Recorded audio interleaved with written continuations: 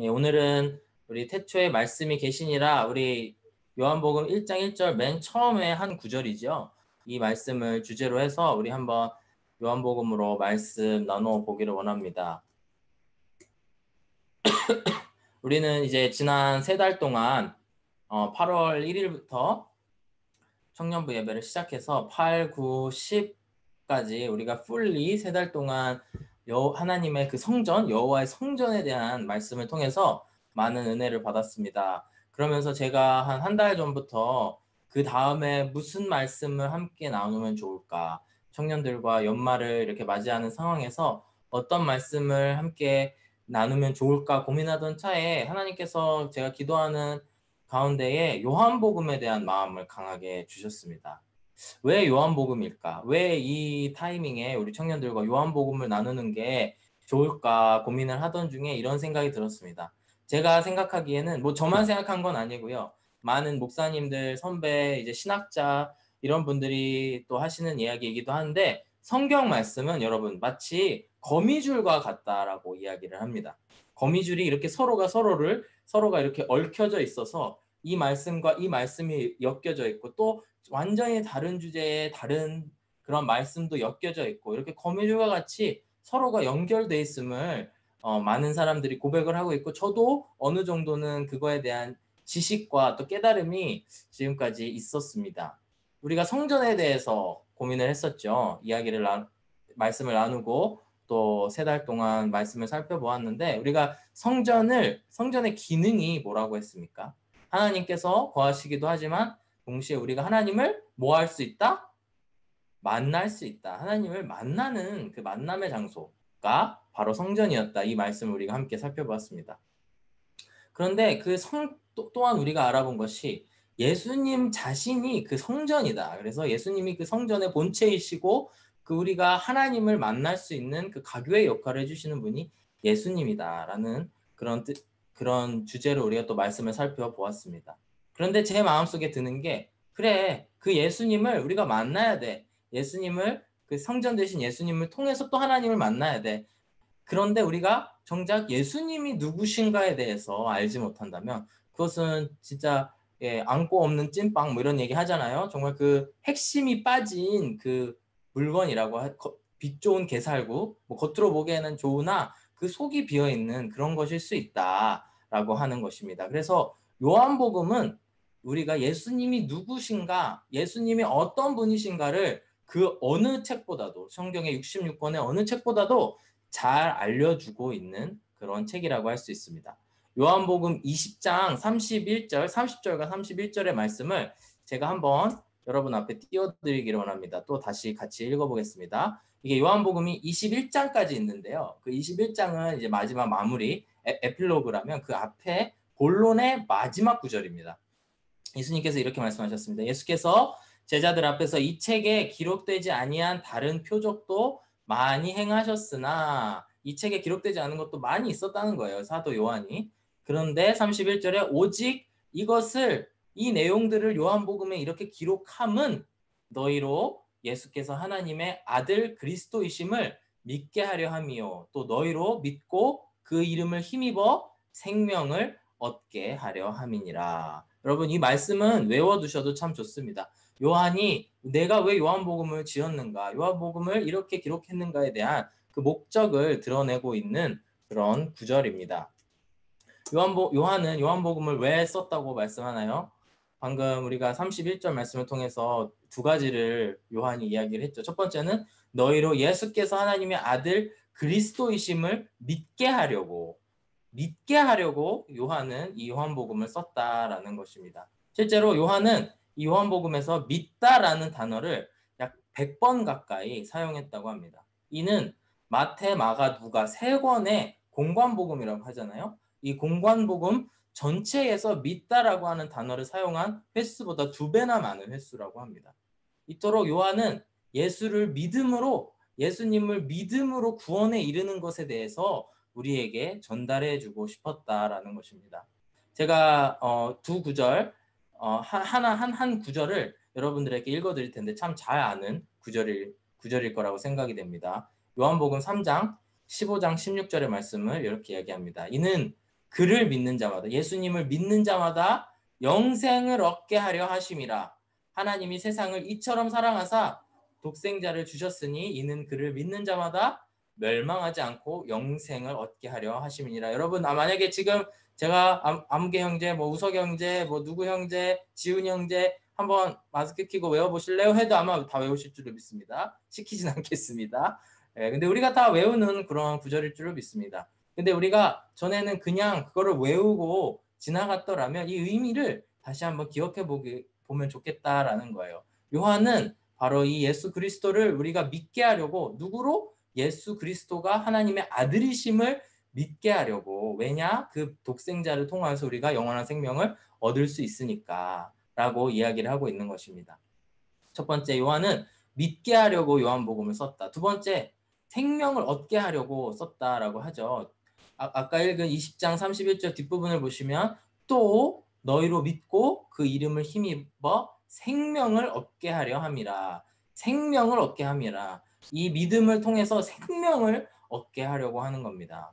요한복음을 우리가 차차 살펴보겠지만 요한복음을 통해서 요한이 이해한 이 세상은 하늘과 땅의 이 두 군데로 나뉜 이 세상입니다. 이분법적이라고도 할 수 있는데 요한은 철저하게 이 세상에 대해서 설명을 하면서 하나님이 계신 하늘과 또 이 땅에 있는 이 어두움이 있는 이 땅, 사람이 있는 이 땅으로 나눠서 세상을 봤습니다. 꼭 그 시선을 통해서 모든 것을 해석할 수 있다는 건 아니지만 실제로 우리가 살아가는 세상이 그렇게 단순하진 않죠. 하지만 요한은 이 기록의 목적을 이루기 위해서 이렇게 우리가 생명을 얻으려면 이 땅의 것이 아니고 하늘에 계신 하나님을 의지해야 된다. 그분을 믿고 그분에게서 생명을 얻어야 된다는 것을 강조하기 위해서 이렇게 이야기를 하고 있는 것입니다. 요한복음 8장 23절의 말씀을 보시면 이렇게 말씀합니다. 예수께서 이르시되 너희는 아래에서 났고 나는 위에서 났으며 너희는 이 세상에 속하였고 나는 이 세상에 속하지 아니하였느니라 말씀을 합니다. 자, 여러분 오해하지 말아야 될 게 성경 전체가 이렇게 하늘과 땅의 이분법으로 이 세상을 해석하는 것은 아닙니다. 단적으로 마태, 마가, 누가 이 세 개의 공간 복음서는 현재와 미래의 이 두 세계를 이렇게 비교해서 설명을 해요. 왜냐하면 지금 우리가 살고 있는 불완전한 세상과 장차 오실 하나님의 나라를 설명하기 위해서 이렇게 설명을 하고 있는데 반대로 요한복음은 땅에 있는 우리 그리고 하늘에 계신 하나님을 설명하기 위해서 이렇게 상하관계로 설명을 하고 있다라는 것입니다. 그렇게 설명하고 있는 것은 바로 여러분 이따가 또 읽어보겠지만 빛의 세계, 하나님과 빛의 세계로 상징되는 하나님의 세계와 어둠의 세계로 상징되는 우리의 세상을 대조함으로 말미암아 우리로 하여금 하나님을 더 믿어야 되고 또 하나님으로 말미암아 생명을 얻어야 되는 그 소망이 그분께 있음을 설명하기 위한 것이라는 것입니다. 이렇듯이 요한은 이 두 가지의 목적, 우리로 하여금 예수님을 더욱더 믿게 그분이 구원자이심 하나님의 아들이심을 믿게 하려고 요한복음을 썼고요. 그 믿음으로 말미암아 우리로 하여금 생명을 갖게 하기 위해서 요한복음을 썼다라고 이야기하고 있습니다. 사랑하는 여러분, 앞으로 정확히 몇 주 동안 우리가 이 요한복음의 말씀을 살펴볼지 잘 모르겠습니다. 조금 더 구체적으로 계획을 짜봐야 되는데 지금으로서는 12장까지 살펴보기를 원하는데 그게 12주에 끝날지 14주, 5주에 끝날지 잘 모르겠어요. 하지만 우리가 이 요한복음을 살펴보는 동안에 제가 바라는 것은 그 우리의 삶에 예수님의 빛이 그 빛 대신 하늘에 계신 하나님의 그 빛이 우리 안에 비춰지는 그런 우리들의 인생이 되었으면 좋겠습니다. 성경에서는 절대적인 선과 악이 있다라고 이야기를 합니다. 지난주에도 얘기했지만 예수 그리스도와 연합된 것만이 우리 연합됨으로 말미암아 우리가 예수님을 우리가 그 생명으로 들어갈 수 있다라고 하는 것입니다. 그분과 연합되지 않는다면 우리가 어떻게 될까요? 우리의 한계를 여러분 너무나 잘 알지 않습니까? 우리가 아무리 열심히 해도 되지 않는 그런 많은 일들이 있지 않습니까? 우리가 그 가운데에 우리가 이 빛 대신 하나님의 말씀을 우리의 삶에 비추는 그런 이 요한복음 강의 시간이 되었으면 좋겠고 우리가 한 주 한 주 정말 이 어려운 말씀이지만 참 요한복음이 쉬우면서도 심오하거든요. 그 다음에 어려워요. 사실. 네, 그래서 이 말씀들을 한 말씀 한 말씀 우리의 삶에 비춰 나아갈 때에 우리 삶이 조금 더 빛에 가까워지고 또 조금 더 빛의 자녀가 되어가는 그런 한 주 한 주 되었으면 좋겠습니다. 여러분 꼭 요한복음 같이 읽어주시고 또 이 예배 시간 꼭 지켜주셨으면 좋겠습니다. 만약에 예배에 빠지더라도 불가피하게 꼭 말씀을 같이 들으면서 우리가 하나 되는 그런 청년부가 되기를 바랍니다. 오늘 본문의 말씀으로 들어가서 함께 살펴보기를 원합니다. 오늘 크게 세 가지의 말씀, 참 이게 요한복음 말씀을 제가 묵상하면 할수록 이게 정말 무궁무진한 말씀입니다. 그래서 아마도 가장 많이 읽혀진 성경책 중에 하나일 텐데 정말 그 설교도 여러 가지 방향으로 이거를 설명할 수 있고 이야기할 수 있고 그 주제가 무궁무진한데 저는 오늘은 딱 세 가지의 주제만 가장 중요하다고 생각되어지는 세 가지만 여러분들하고 나누기를 원합니다. 여러분 아마 평생 살아가시면서 요한복음 1장 말씀을 진짜 100번은 읽으실 거라고 저는 생각을 합니다. 앞으로 최소한. 근데 그 말씀 가운데에 한 번 한 번 읽을 때마다 더 하나님께서 그 빛을 비춰주시사 우리의 마음을 더 파고드실 줄로 믿습니다. 여러분 이번에는 또 욕심 부리지 말고 이 말씀을 나누는 가운데에 또 하나님의 은혜가 이루어지기를 간절히 바랍니다. 1절 말씀을 보시면은 이렇게 시작을 합니다. 태초에 말씀이 계시니라. 이 말씀이 하나님과 함께 계셨으니 이 말씀은 곧 하나님이시다 라고 이야기를 합니다. 여러분 1절을 다시 한번 읽을 텐데 제가 몇 분 이렇게 지목을 해서 제가 물어보겠습니다. 어려운 질문은 아니고 가장 키워드라고 생각되는 단어 한 개씩만 저는 이 단어가 눈에 들어왔어요. 이 단어가 정말 중요한 것 같아요 라고 물어보겠습니다. 저는 개인적으로 정답으로 3개의 단어를 생각을 했는데 제가 그게 나올 때까지 한번 물어보도록 하겠습니다. 우리 1절 다시 한번 읽으시죠. 시작. 태초에 말씀이 계시니라. 이 말씀이 하나님과 함께 계셨으니 이 말씀은 곧 하나님이시니라. 아멘. 우리 오늘 대표 기도로 수고해 주신 우리 고수 형제 한번 나눠 주실 수 있을까요? 무슨 단어가 이 단어가 중요한 것 같아요 라고 하는 단어가 뭐였어요? 고수는? 저는 말씀이라는 단어가 되게 중요했던 것 같아요. 네, 말씀. 네, 좋습니다. 네, 또 다른 분 혹시 누구를 제가 시킬까요? 우리 지수 오랜만에 목소리가 듣고 싶네요. 지수킴. 지수는 어떤 단어가 저는 함께라는 단어요. 함께 네. 좋습니다. 하나님과 함께 계셨다. 또 한 분만 한번 해볼까요? 누가 좋을까요? 우리 그러면은 예준이 있나요? 예준이 없나요? 있나요? 네, 네, 예준 씨 무슨 단어가 눈에 들어왔습니까? 저는 태초요. 태초. 그 태초 말씀 함께. 네, 좋습니다. 여기까지 물어보도록 하겠습니다. 네. 그 제가 생각한 세 가지의 단어는 태초, 말씀, 그리고 함께. 정확히 맞았어요. 이 세 가지의 단어 세 분으로 다 나왔기 때문에 제가 이 말씀 더 이상 묻진 않을 텐데 우리가 이 태초, 말씀, 그다음에 하나님과 함께, 정확히 하나님과 함께 이 말씀을 하나하나씩 살펴보면서 제가 오늘 말씀을 전하기를 원합니다. 예준이가 우리 태초에라고 말씀을 해줬는데 여러분 태초라는 단어로 시작하는 성경책이 뭐가 있나요? 아시죠? 네. 정확히 총 3권의 책이 있습니다. 성경에. 태초에 이 말씀으로 시작하는 게. 지금 몇몇 분들 표정이 2개 아니에요? 제가 또 검색을 해봤더니 여러분 아시겠지만 창세기, 요한복음, 그 다음에 요한일서. 요한일서도 근데 요한이 쓴 서적이기 때문에 요한복음하고 같은 성격이라고 생각하고 크게 창세기와 또 요한이 쓴 요한의 그 서신들, 요한의 편지들 가운데에 태초에라는 말이 나옵니다.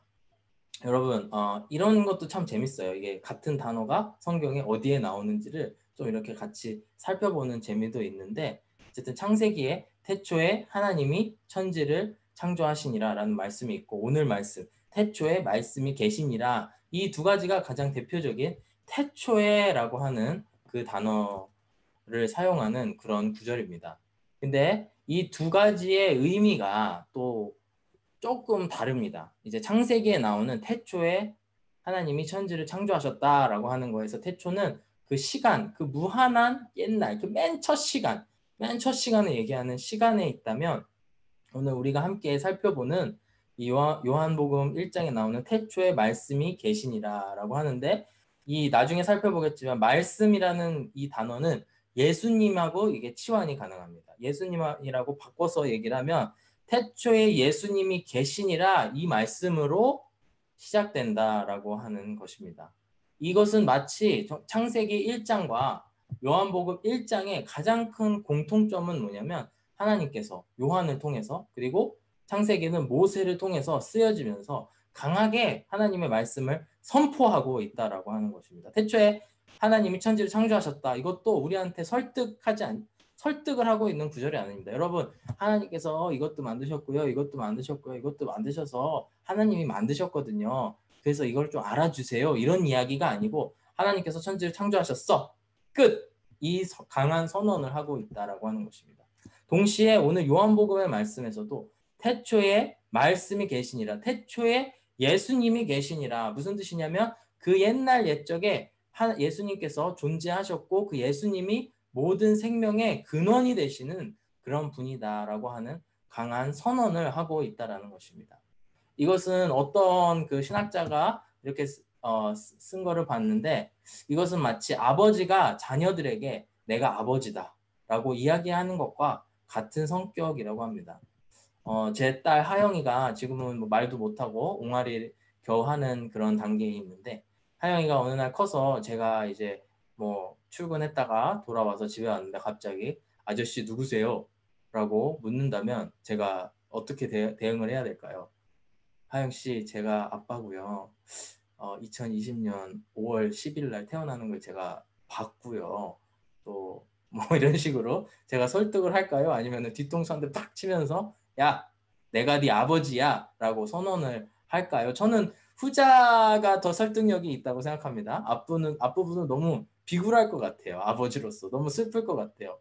마찬가지로 하나님께서도 이 천지를 창조하신 그 상하 관계에 계신 요한복음은 철저히 하나님은 위에 계시고 인간은 아래에 있음을 설명하고 있는데 그 상하 관계에 있는 아버지께서 강하게 선포하고 계시는 말씀이라고 하는 것입니다. 창세기에서는 창조주 하나님께서 그 피조물들에게 하나님께서 만든 그 사람들 그다음 만물들에게 천지를 하나님이 창조하셨다라고 하면 우리가 아멘으로 받아야 되는 것처럼 요한복음 1장을 시작하면서 태초에 예수님께서 그 말씀이신 예수님께서 계시니라라고 선포를 하고 있다라는 것입니다. 이 아까도 말씀드렸지만 이 태초라고 하는 게 시간적인 개념도 있지만 그 source 어떤 그 원천을 가지고 이야기하고 있다라고 에 대해서 이야기를 하고 있는데 그거에 대해서는 지금 또 조금 더 자세하게 설명하도록 하겠습니다. 어쨌든 태초에 말씀이 계시니라, 태초에 말씀이 계시니라, 태초에 예수님이 계시니라 라는 선포를 요한복음 1장은 하고 있다라는 것입니다. 그렇다면 우리가 두 번째로 말씀이라는 단어 아까 고수가 얘기해 줬는데 왜 하나님께서는 굳이 말씀이라는 단어를 사용했을까요? 더 구체적으로 얘기하면 이거를 기록한 사도 요한이 왜 이 말씀이라는 단어를 통해서 예수님에 대해서 설명을 하려고 했을까요? 조금 오늘 어려울 수 있습니다, 여러분. 왜 우리가 에스라서 말씀도 첫 주, 두 번째 주 요 기간에 우리가 말씀 나누면서 그 배경을 설명하고 또 그거에 대해서 알아가면서 조금 이게 생소한 그런 일들이 많았다고 생각이 돼요. 오늘 시간은 아마도 우리가 예전에 그 BC 400년, 500년경에 있었던 에스라서 말씀을 보다가 지금은 AD 100년가량, 70년에서 100년 사이에 이것을 작성한 그 사도 요한의 시대로 넘어가고 있는 시점이라고 생각됩니다. 여러분 조금 생소하고 어려울 수 있겠지만 이 말씀들을 잘 마음에 새겨두시고 앞으로 한 주 한 주 이게 반복적으로 반복될 것입니다. 우리 같이 말씀을 더 살펴보길 원하는데 왜 예수님께서 예수님을 표현하면서 예수님이라고 안 쓰고 말씀이라고 했을까? 이거에는 그 당시 사도 요한이 이 말씀을 쓰면서 그 겪었던 그런 환경적인 배경이 있습니다. 여러분 초대교회 시대에 대해서 저랑 통독반 법은 통독반을 같이 하신 분들은 기억을 하실 겁니다. 초대교회 예수님께서 돌아가시고 부활하시고 승천하신 이후에 온 그 사도들을 전 세계로 퍼뜨리셨습니다. 그래서 그곳에서 전도를 하게 하시고 교회를 세우셨죠. 우리는 그것을 초대교회라고 합니다. 그 초대교회에는 크게 두 가지 그룹의 사람들이 있었습니다. 하나는 유대인, 맞죠? 유대인 출신, 예수님도 유대인이었고 그 아브라함의 혈통 출신인 유대인 출신이 있었고요. 동시에 유대인이 아닌 그 이방인이라고도 불렸고 당시가 헬레니즘, 헬라의 그 문화권이었기 때문에 헬라인이라고도 표현을 합니다. 사도 요한은 이 예수님에 대해서 딱 한마디로 예수님이 누구신가에 대해서 설명을 하기 위해서 유대인도 정확히 알아들을 수 있고 헬라인도 정확히 알아들을 수 있는 그 단어를 사용했는데 그게 바로 이 말씀. 제가 헬라어 하나 알려드릴게요, 여러분. 잘 외우세요. 뭐 아시겠죠? 이 말씀을 헬라어로 하면 뭐냐? 로고스입니다. 이 로고스, 뭐라고요? 로고스. 예, 이 로고스라는 단어를 이용함으로 인해서 교회 안에 있는 헬라인 그리고 유대인 동시에 이 두 그룹의 사람들이 이해할 수 있는 그런 단어를 사용했다라고 하는 것입니다. 먼저 헬라인에 대해서 이야기를 하면은 헬라인은 여러분 알겠지만 플라톤, 소크라테스 아니면 뭐 스콜라 철학 등등 이 그 그리스 헬레니즘 문화권 안에 있는 그런 사람들이었습니다. 그들은 이미 그들의 인식 속에서 강한 그 헬레니즘 그 사상들이 그들의 머릿속을 지배하고 있었어요. 그들은 그런 문화의 출신이었던 사람들이었습니다. 그들의 생각 속에 이 세상은 지혜가 지배를 하고 있고 온 세계 만물을 주관하는 그런 지혜, 그런 언어들이 이렇게 그걸 차지하고 있는데 그것을 한마디로 로고스라고 하는 로고스 하는 단어를 통해서 이 세상을 통치하는 그런 합리적인 그런 이런 경륜들 있지 않습니까? 온 우주의 그런 질서나 이런 것들을 로고스라는 단어로 설명을 했었습니다. 그들은 이 개념이 정확히 뭔지 알지 못했지만 로고스가 이 세상을 지배하고 있고 잘 알지 못하지만 그 신들의 그런 여러 가지 일들을 통하여서 이 세상이 통치되고 있다라고 하는 생각을 가지고 있었습니다. 사도 요한은 이러한 생각을 가지고 있는 그 헬라권 사람들에게 이야기를 하고 있는 것입니다. 바로 너희들이 생각하는 그 지혜, 바로 그 로고스가 바로 예수 그리스도다. 그분은 태초에 계셨고 그분이 하나님과 함께 계셨다라는 것을 이야기하고 있는 것입니다. 또 이 헬라인들은 어떤 생각을 하고 있었냐면 모든 것이 지식을 통해서 이루어진다라고 믿었습니다. 그들은 그래서 그 말씀을 듣고 깨달아야만 된다라고 생각을 했는데 그거에 너무나 치우쳐져 있는데 그런 그들에게 이 예수님이야말로 바로 하나님의 그런 권능자시다라고 이야기를 하고 있는 것입니다. 동시에 이 유대인들은 하나님의 표적을 구했다라고 이야기합니다. 고린도전서 1장 22절에서도 사도 바울은 유대인들은 표적을 구하고 헬라인들은 지혜를 찾으나 예수님께서 십자가에 달려 돌아가신 것이 양쪽 유대인에게도 지혜롭지 못한 거고 또 헬라인에게도 지혜롭지 못한 거다라고 이야기를 하고 있는데 둘 다 만족시키지 못한다고 이야기하고 있는데 유대인들은 바로 이런 신성한 능력 그런 것들을 하나님의 그런 표적, 기적들을 막 추구했던 그런 사람들입니다. 근데 유대인에게도 바로 예수님이 그 말씀의 로고스다라고 하는 단어를 통해서 예수님이 어떤 분이심을 다 이해를 하게 되었다라는 것입니다. 그게 무슨 뜻이냐면 사실 좀 어려울 수 있는데 그게 무슨 뜻이냐면 유대인들은 구약의 하나님을 이렇게 많이 접했죠. 구약에 있는 그 많은 하나님들의 기록들을 접했는데 그럴 때마다 하나님이 구약에 있는 그들의 선조에게 유대인 선조들에게 어떻게 나타나셨냐면 말씀으로 하나님께서 나타나셨다라고 하는 것입니다.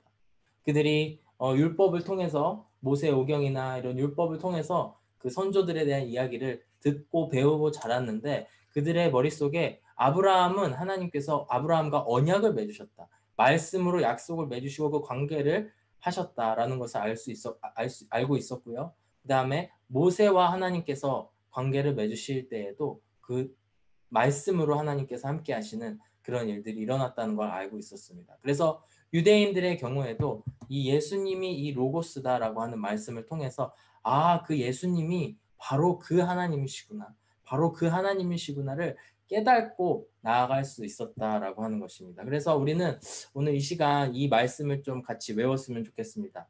태초에 말씀이 계시니라 라고 말씀하신 것이 정말 우리가 어찌 보면 상상하기 참 쉽지 않은 그런 상태라고 그 진리라고 생각할 수 있습니다. 하지만 우리가 정말 믿어야 되는 것은 태초에 하나님께서 그 말씀으로 계셨고 그분이 바로 우리를 구원하신 예수님이라고 하는 것입니다. 그 다음에 말씀으로 넘어갈 텐데 태초에 말씀이 계시니라 이 말씀이 하나님과 함께 계셨으니 이 말씀은 곧 하나님이시니라 이렇게 이야기를 하고 있습니다. 이 태초에 그 로고스로서 예수님께서 로고스라는 그 개념을 통해서 이해된 그 예수님께서 태초에 함께 계셨는데 이 말씀이 이 예수님이 하나님과 함께 계셨다라고 이야기를 합니다. 여기서 우리가 함께라고 하는 단어를 영어로 해석하면은 with God 이렇게 우리가 해석이 되어 있는데 사실 헬라어 원어를 보면은 하나님을 향해 있다.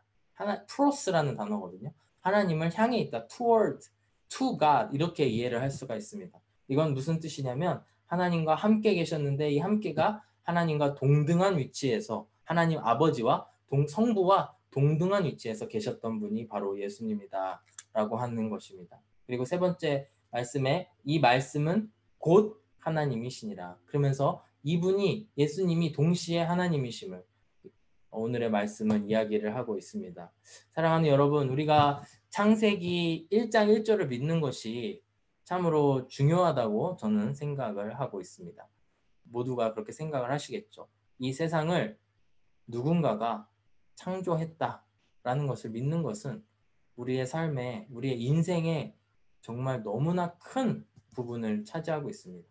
만약에 창조주가 있다라는 것을 믿지 않는다면 정말 우리가 진화가 되거나 어떠한 100만 분의 1의 확률로 지금 이 자리에 우연의 일치로 서 있다고 생각이 된다면 사실 저는 제가 살고 있는 이 삶이 그다지 소중하지 않을 것 같습니다. 하지만 하나님께서 나를 창조하셨고 그 하나님이 나를 인도하신다라고 믿는 순간 저의 삶이, 저의 인생이 너무나 소중해지고 또 한편으로는 하나님께서 인도하시는 것을 믿기 때문에 너무나 안도감이 들고 불안함이 없어지는 그런 저의 인생이라고 생각됩니다. 동시에 태초에 예수님이 말씀이 계시니라 라는 이 말씀을 믿음으로 그리고 그분이 하나님과 동등되시는 그런 분이심을 믿음으로 말미암아 우리의 삶이 너무나 크게 변화될 줄로 믿습니다. 이 말씀은 사실 모든 것을 포괄하는 말씀이기 때문에 너무 큰 말씀일 수도 있지만 또 우리가 다음 주, 다다음 주 함께 요한복음의 그 하나의 스토리를 이렇게 함께 살펴보면서 나아가실 때에 정말 우리들 안에 임하시는 그런 하나님이 예수님이 함께 계실 줄로 믿습니다. 2절과 3절, 4절, 5절을 이제 빠르게 읽고 넘어가면서 우리가 예수님이 어떤 분이신지, 예수님이 어떤 하나님이신지를 이야기하고 있는지를 함께 살펴보기를 원합니다. 2절 말씀을 함께 보시면 그가 태초에 하나님과 함께 계셨고 또 3절 만물이 그로 말미암아 지은 바 되었으니 지은 것이 하나도 그가 없이는 된 것이 없느니라. 앞에서 얘기한 태초에 예수님이 계셨다, 말씀이 계셨다라고 하는 게 태초에 그 시간적인 의미도 있지만 동시에 태초에는 아무것도 없지 않습니까? 하나님밖에 없는데 거기서 우리와 같은 이 생명이 자라났다라는 것을 통해서 우리가 알 수 있는 것은 바로 그분이 우리의 소스가 되시고 우리의 근원이 생명의 근원이 되신다라고 하는 말씀입니다. 3절에서도 똑같은 이야기를 하고 있는 것입니다. 예수님으로 말미암지 않고는 그 어떤 누구도 하나님 누구도 태어날 수가 없었다. 모든 것이 다 그분으로 말미암아 있다라고 하는 것을 오늘 3절 말씀은 이야기를 하고 있습니다. 그 다음에 4절과 5절을 함께 살펴볼 텐데 4절에서는 그 안에 생명이 있었으니 이 생명은 사람들의 빛이라. 빛이 어두움에 비치되 어둠이 깨닫지 못하더라 이야기를 합니다. 요한복음 8장 12절의 말씀을 읽어드릴 텐데 예수님께서 이렇게 말씀하십니다. 나는 세상의 빛이니 나를 떠나는 자는 어둠에 다니지 아니하고 생명의 빛을 얻으리라라고 이야기합니다. 여기서 이야기하는 것은 생명과 빛이 동격으로 쓰여졌다는 것입니다. 예수님께서는 우리에게 빛을 비춰주시는 분인데 그 빛을 통해서 생명을 얻을 수 있다라고 하는 것입니다. 어떤 식물이 살아남으려면 반드시 빛을 통해서 그 비춰지는 빛을 통해서 생명을 얻어야 됩니다. 사람도 마찬가지로 우리 인생의 빛 대신 정말 이 캄캄한 어둠 가운데에서 생명의 빛을 우리에게 비춰주시고 이리 오라 말씀하시는 예수님의 빛을 따라감으로 말미암아 우리가 더욱더 그 생명의 길로 나아갈 수 있다라고 하는 것입니다. 우리가 어떻게 하면 생명을 얻을 수 있을까요? 예수님은 여러 가지 선언들, 이제 요한복음을 통해서 우리가 배우게 되겠지만 나는 세상의 빛이다 말씀하셨죠. 또한 나는 생명의 떡이다. 나를 먹지 않고서는 살 수가 없다. 나는 양의 문이다. 나는 목자다. 부활이다. 생명이다. 말씀하신 것처럼 하나님께서는 정말 우리의 생명의 원천이 되시는 그분이라고 하는 그분이다라는 것입니다. 우리가 이 말씀들을 기억하면서 나아가는 그런 한 주 한 주 되었으면 좋겠습니다. 오늘 말씀을 마무리하면서 제가 여러분들에게 권면하기를 원하는 것은 여러분의 생명의 근원은 어디에 있다고 생각하십니까? 혹은 여러분들이 살아가는 이유가 무엇이라고 생각을 하십니까? 우리가 예수님이라는 그 생명의 근원, 또 그분은 우리에게 빛을 비춰주시는 그분을 향해 나아감으로 말미암아 우리가 생명을 얻을 수 있습니다. 우리가 예수님을 믿음으로 말미암아 생명을 얻을 수 있습니다. 사도 요한은 이 두 가지를 이야기하기 위해서 요한복음을 썼다고 이야기하고 우리가 이 말씀들을 통하여서 더욱더 하나님께 나아가는 그런 또 예수님과 가까워지는 그런 시간들이 되기를 원합니다. 오늘은 이게 요한복음을 오픈하는 그런 시간이었는데 우리가 이 말씀들을 주중에도 함께 살펴보시길 원합니다. 태초에 하나님께서 계셨고 그 말씀이 하나님과 함께 계셨고 또한 그 말씀이 곧 하나님이셨다. 이 참으로 심오한 이 말씀을 통하여서 우리가 빛 안에 살아가야 되는 빛의 자녀임을 깨닫고 또한 우리가 그 어둠을 걷어내는 그런 우리들 한 사람 한 사람이 되기를 원합니다. 마지막으로 시편 36편 이제 9절의 말씀을 읽어드리기를 원합니다. 진실로 생명의 원천이 주께 있사오니 주의 빛 안에서 우리가 빛을 보리이다. 우리가 정말 인생을 살아가시면서 정말 그냥 하는 얘기가 아니고요. 정말 예수님을 통해서만이 우리가 그 생명의 근원, 우리가 그 하늘에 계신 하나님께 가까이 갈 수 있다라는 것입니다. 그 성전 대신 예수님을 바라보는 한 주 되시기를 간절히 바랍니다. 기도하겠습니다. 사랑이 많으신 하나님 아버지 감사합니다. 오늘부터 매주 요한복음의 말씀을 함께 살펴보기를 원하는데 주님 그 말씀을 통하여서 우리의 믿음이 더욱더 예수님 안에 굳건하게 뿌리박을 수 있게 도와주시옵고 또한 그 믿음으로 말미암아 우리가 생명을 얻고 빛 가운데로 나아가는 빛의 자녀들 되게 하여 주시옵소서. 감사드리며 예수님의 이름으로 기도드렸습니다. 아멘.